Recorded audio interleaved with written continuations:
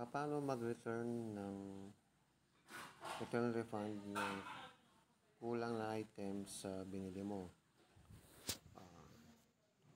Ito kasing binili ko ito.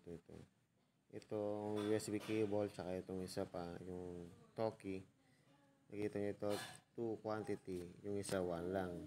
Yung dumating isa lang Toki, tsaka isang lang. Di kulang siya ng isang Toki data cable. Ito, kulang to.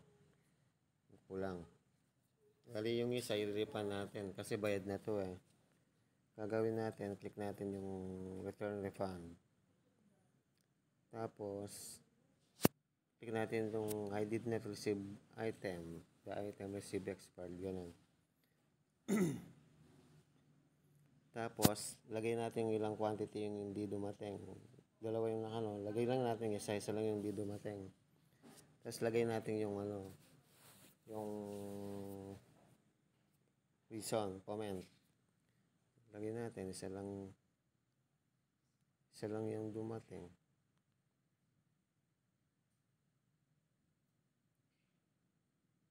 Isa lang Toki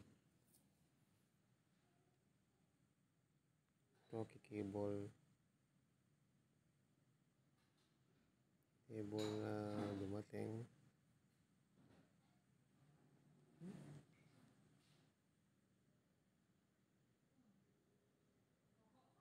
Ganito.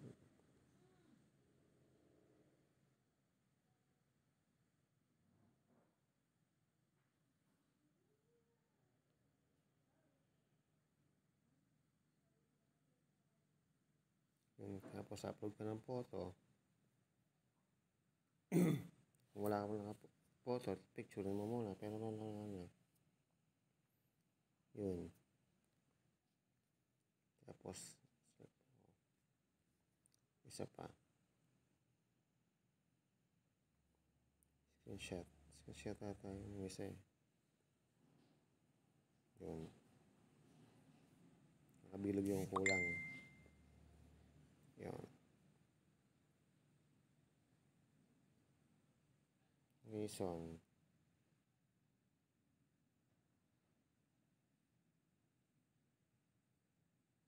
Missing item. Yun. Nalagay natin sa refund reason. Confirm.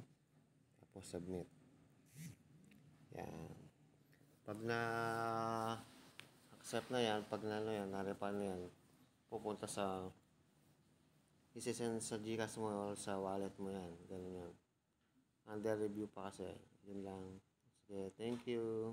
Thank you for watching.